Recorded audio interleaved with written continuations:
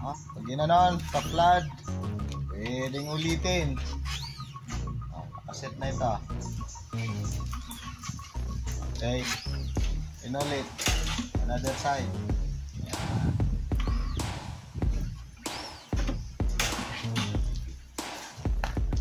Ayan. Na perfect na. Napakasimpleng print lang naman po ito.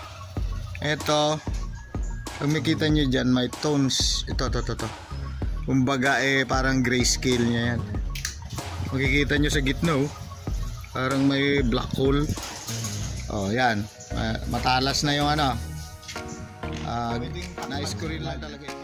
Pagkatapos po mag-print, kailangan alisin po kaagad ito, no? Saka ingat. Matibay naman yung screen natin. Bago mag-print, bigyan natin ng lubricant. Ito po yung reducer, ano? Kumbaga, parang paint thinner siya. So ito, gagamitin natin sa pagtimpla ng ink. Kung hahanapin natin yung tamang labnaw. Ito po, no? Pag malapot siya, lalagyan natin ito. Pero ito, mas maraming paggagamitan natin nitong reducer para sa paglinis. Pag ganitong plastic na matitigas, mas na yung ginagamitan ng catalyst. Ito, parang honey ang kulay. Kasama niya pang padagdag dikit yan. Balik natin to para yung taas ng squeegee ay tama-tama lang. Dapat ganyan lang, oh. Pag nilagay mo yan, ganyan lang.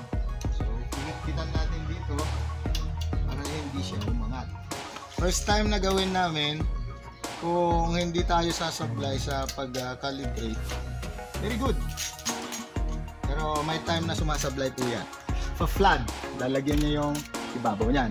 Gaya ng nasabi ko kanina, ito yung ano niya, pagtatapatan para mag-umpisa. Tapos simpleng hila lang, gano'n. Tapos lagyan din natin sa kabila. Tingnan natin kung umubra siya. Yan. Okay, tingnan natin kung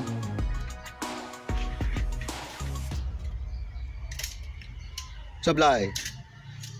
Mga kababayan, sumablay. Una sa paglinis, pwedeng iskupin muna yung makapal.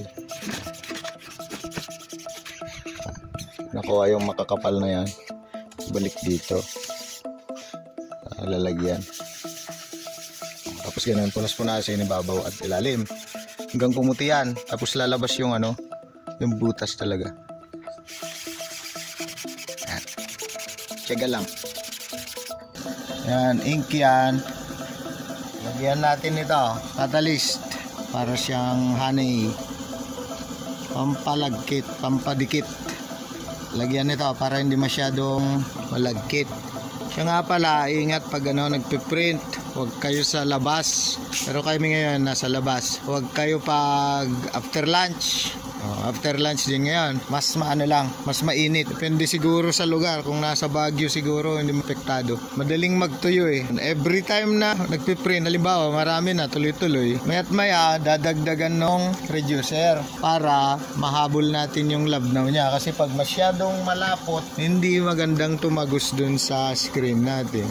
Kung pwede, yung assistant nyo, vigilant din sa paghanda nito para hindi kayo maantala. Pag nagets nyo na po yung sequence ng pagpiprint, hindi na kayo magkakaproblema niyan.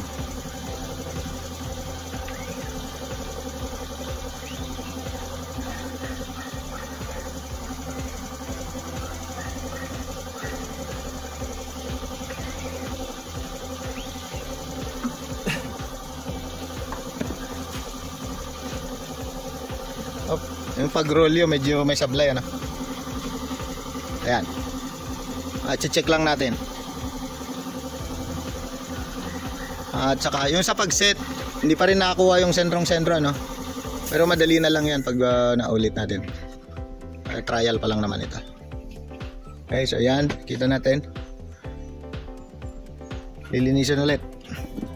Ito sample kasi ng ano, yung may-ari. Galing sa ano pa ito, sa Mindanao.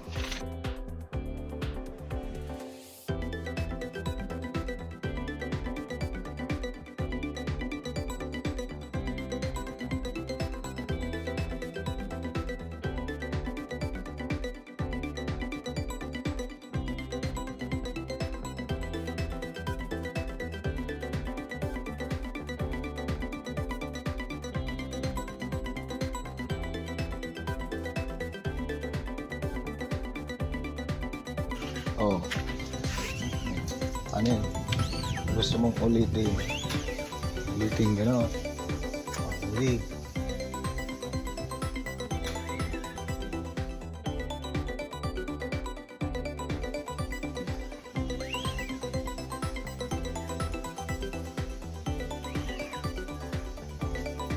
Tama.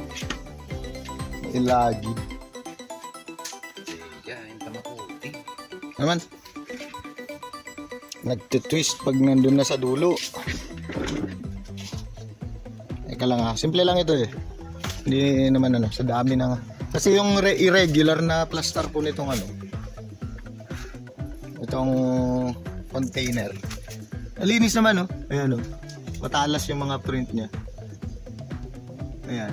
Tapos dito may tones. Pagdating dun sa dulo, nabali ang sanga. Ano yan, papaya?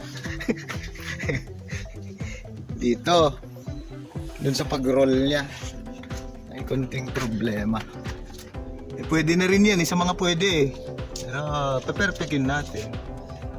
Nakakahiya naman. Doon lang sa pag-align po, ano? Yung kalaban eh. Ayan, meron siyang linya dyan, ano?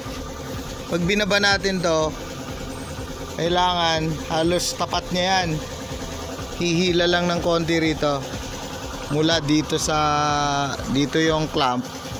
Dito sa side na to. Perpendicular yung linya na yun. Pag tinest natin pababa, makikita yung tatapat siya dun o hihilaan ng konti lang, konting-konti dito sa side na to. Okay?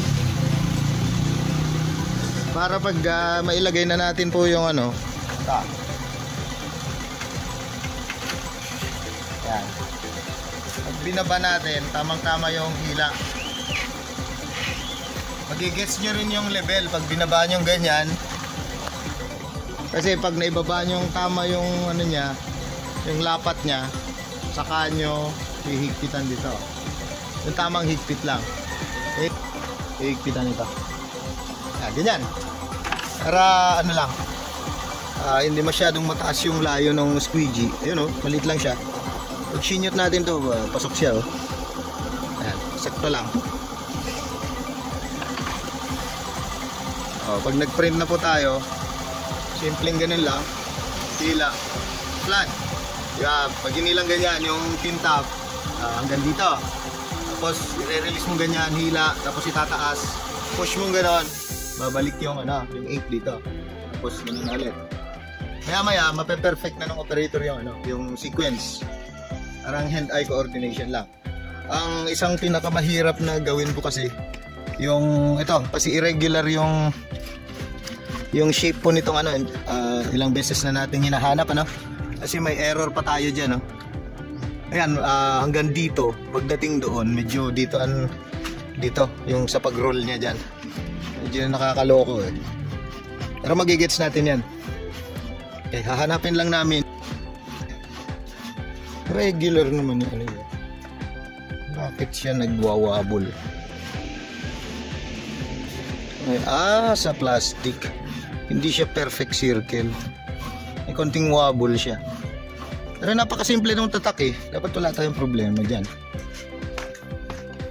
Test ulit natin. Mag-print.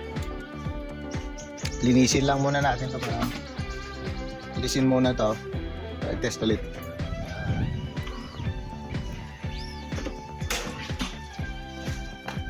Ayan. Na-perfect na. Ang dahilan po, yung sa pag-calibrate nitong mga, yan, yung mga bearings na yan. Pag talagang hindi matamaan, talagang hindi mo matatamaan. Napakasimpleng print lang naman po ito. Ito, kung makikita nyo dyan, may tones. Ito. Kumbaga parang grayscale niya yan. Yan lang, hindi ko na perfect yan, ano? Makikita nyo sa gitna, parang may black hole. Oh, yan. Matalas na yung ano. Nais ko rin lang talaga ipakita yung mga errors pag nagpiprint. Kasi nangyayari po yon. Baka yung mga bumibili sa amin nabibuwisit. Saan po nasagi ito? Naisagi lang po yan, ano? Pero naayos natin yung pagprint yan. Okay? Dito sa video, babanggitin ko lang, ano? Ilang beses ko ring kinalibrate yun dahil first time din namin makapag-print ng ganito. Itong sisidlan na ganito. Napaka-irregular po para sakyan ng mga bearing na ganyan. So kailangan hanapin, tiyaga lang po. Kailangan naka-level dun sa taas horizontal na ganyan. Pag wala pong tiyaga, walang nilaga, mabubuwisit ka, baka kagalitan pa ako. Pero at least na na-video namin at nakikita nyo na tayo po ay nagbalaygi. Ano yung nagbalaygi sa? Nag-succeed. Ano sa Tagalog yung succeed? Nagtagumpay, ayun. Salamat po sa panonood. Okay po, ayan. Ano po yan ha? Disgrasya yan, nasagi kaninang dinukot. Ha? Tapos, ayan, ayos na yan. Dito medyo yung sa pag-develop may dapat may tones yan. So ayos na po. Ayan po ang ating LSD multi-press. Sa patuka ito eh. Yung may tubig dyan para tutukan na lang yung manok. Sa iinom pala tapos tipingala tapos tatanungin sa panalangin niya. Ba't di pa ako na